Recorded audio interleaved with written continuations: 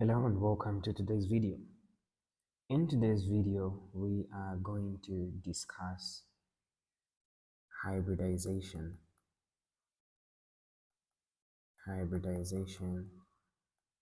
of atomic orbitals.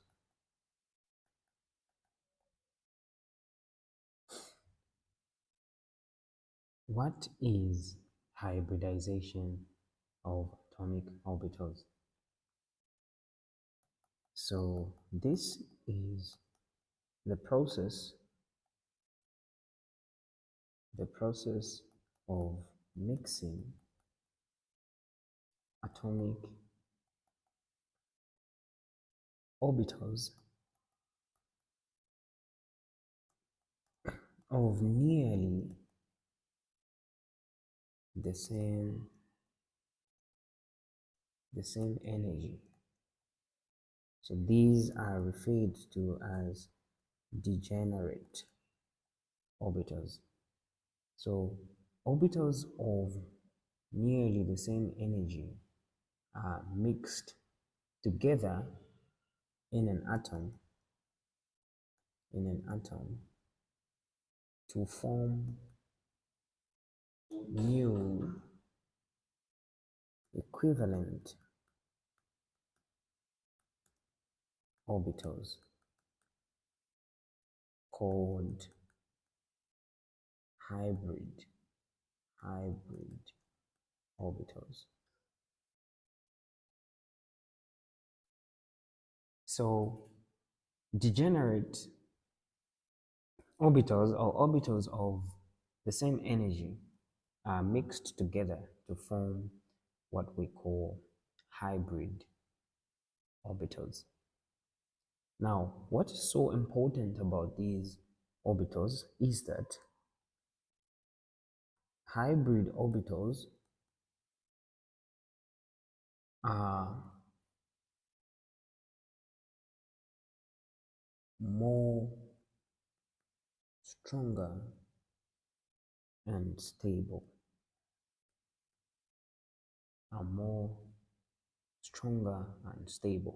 In short, they form stronger and stable bonds in molecules.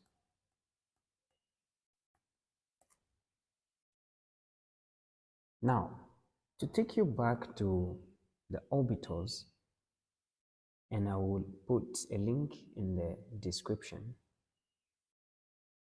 about the lesson on atomic theory and orbitals. So we have the sp3d orbitals, and these orbitals, they have different energy, or they are found in different energy levels with their respective sub-energy levels. We can quickly look at the types of hybridization.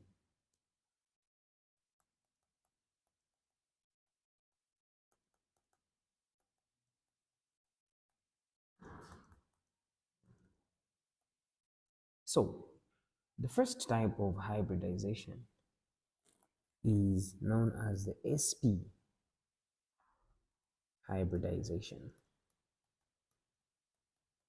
And I'm going to give more details on how the sp hybrid orbital is formed. So in terms of the orbitals that are involved in this, we have one s and one p that will be mixed together to form two sp orbitals. Now, what does this mean? So this basically means that when we're looking at the s orbital and we're looking at the p, so the p obviously is of a high energy level, so slightly above the s. So this is the p and that is the s.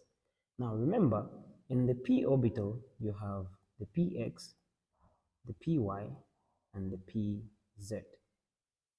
So how do we form the sp? So the formation of the sp involves the interaction of two orbitals, which is the s, and in this example I will say when s interacts with the px and then the other two orbitals, which is the py and the pz, remain slightly above because they are not taking part in the hybridization process. So it's only the s and one of the px. So this is what results into the sp orbital. In terms of uh, geometry, it has a linear geometry. And some of the examples that we're going to find under this are beryllium chloride. I can give an example of carbon dioxide. I can give an example of ethine. So when we look at beryllium chloride, it's just Be bonded with Cl. So it's just a linear arrangement with the bond angle of 180 degrees. If I look at this, it's C triple bond C H2 H2. If I look at carbon dioxide, it's C double bond double bond. So it forms that linear. So what is happening in here is that it's only one s orbital that is interacting with one of the p orbitals to produce what we call an sp hybrid orbital. Let's look at another example. Another example is sp2 hybridization. So in here, in terms of orbitals involved, we are looking at 1s combining with 2p. Now this 2p, I'll narrow it down to 2px and py. And this will give us 3 orbitals involved, which is sp2 orbitals. Again, if we want to look at the visual representation of this, so we have the s, and then we have the p, which is slightly above. Then we said this can be px, py, pz. What is going to happen here is that the s now in this case will interact with 2 of those orbitals. So this will be s, px, py. Then the pz is not taking part in the hybridization. So this is what results in the sp2 orbital. In terms of geometry,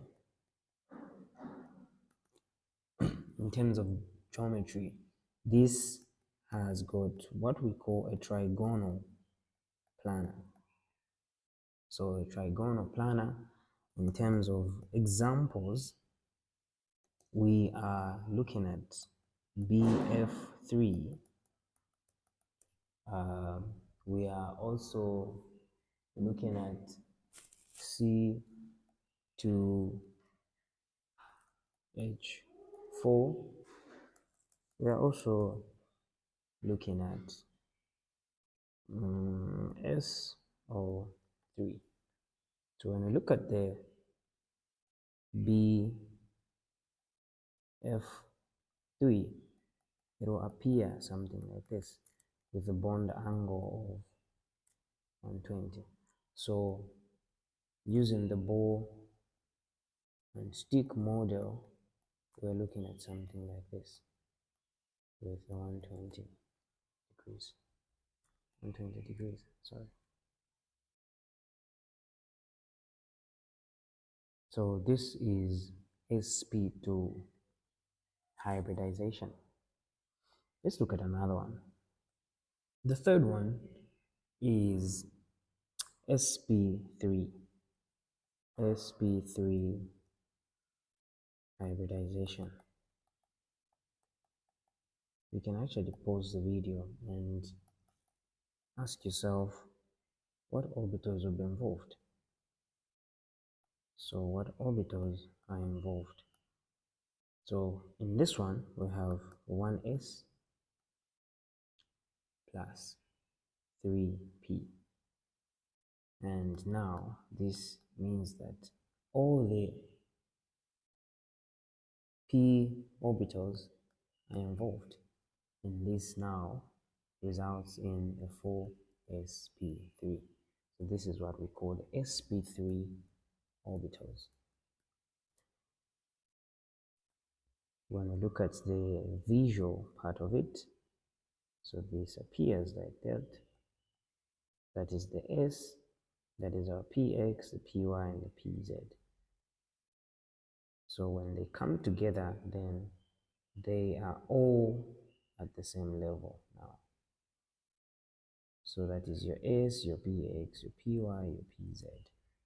So this is what is referred to sp3 orbitals.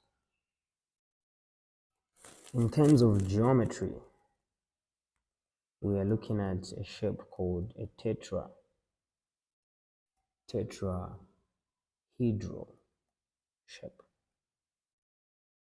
So a tetrahedral shape will appear, let me give a few examples. In terms of shape, we're looking at things like methane. So methane is a carbon bonded to 4 hydrogens. So appears something like that. If we use a ball and stick, appears something like that. And we have a bond angle of 109.5 degrees. Now, in this same geometry, we can have things like ammonia, which comes with lone pairs. So ammonia will form something like this, and then has lone pairs there. So this is called a pyramidal. This is called a pyramidal. So what is important about sp3 hybridization is that S interacts with all the orbitals in the P.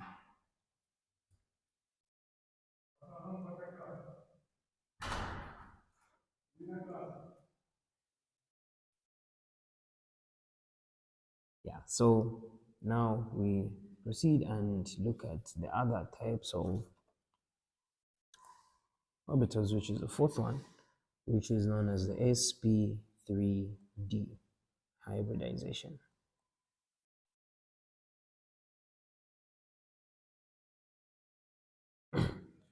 So in the sp3 hybridization, we are looking at the orbitals involved.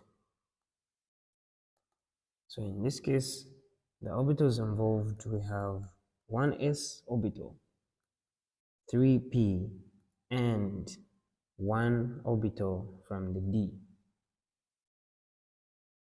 This is what will give us 5 orbitals are taken part, and this is the sp3d orbital that will be formed. When we look at the visual of this, obviously we have the s, we have the p, which is 3, and then we have the d, which is 5. Remember, d has got 5 orbitals.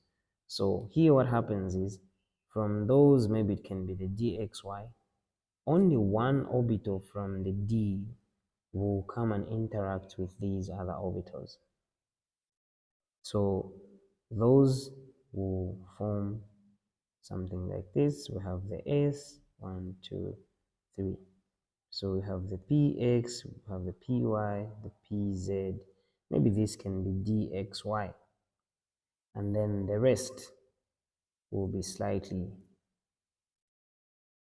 above. So 1, 2, 3, 4. So this is what will form the sp3d hybrid orbital. Then in terms of geometry, this is called a trigonal bipyramidal. Let me give an example. An example is phosphorus interchloride. So when we look at this, we are actually going to have something with a planar in terms of structure, something with a planar, and then it has this extension with so many bond angles involved. If there are lone pairs involved, we can actually have something which will form a seesaw. So this is called a seesaw. Yeah, so we have something like that. Then we can look at the fifth one. The fifth, yes. So the fifth one will be called sp3d2 hybridization. So in terms of orbitals involved, yeah, we are looking at 1s plus 3p plus 2d. So this is what gives us 6 orbitals are involved, which is the sp3d2 orbitals. So now, in this case, instead of just the s, the p, and the d, which is 5, interacting with just one, now they are going to interact with 2 orbitals from the d. So that will form the s, the p, and then 2 orbitals from d. Then we'll have those 3 that will remain unhybridized. So this is what forms the sp3d sp3d2 orbital. In terms of geometry,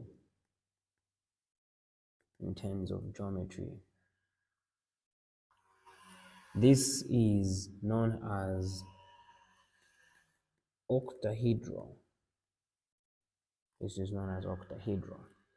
And we can give an example of SF6. So appears something like this.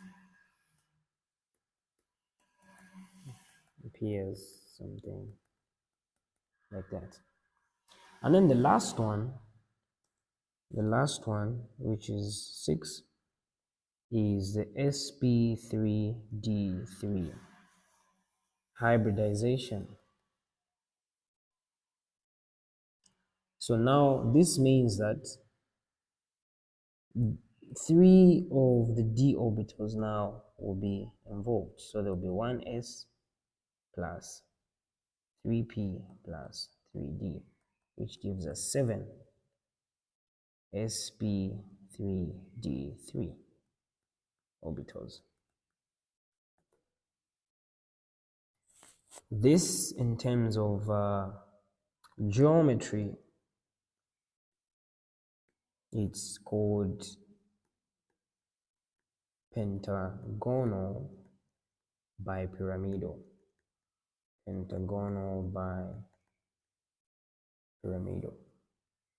We can give an example of IF7.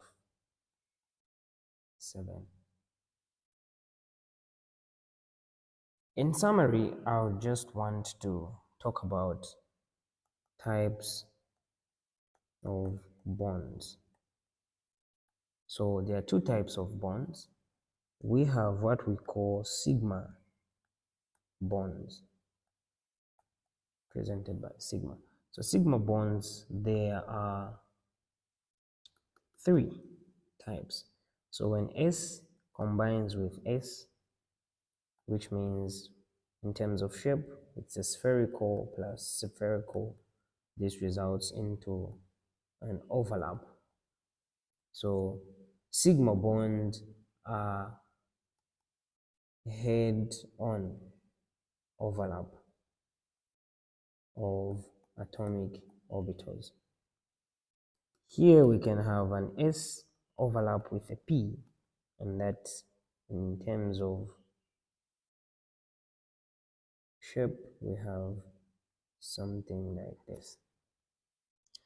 Or we can have an overlap of the P and the P, which can lead to something like this.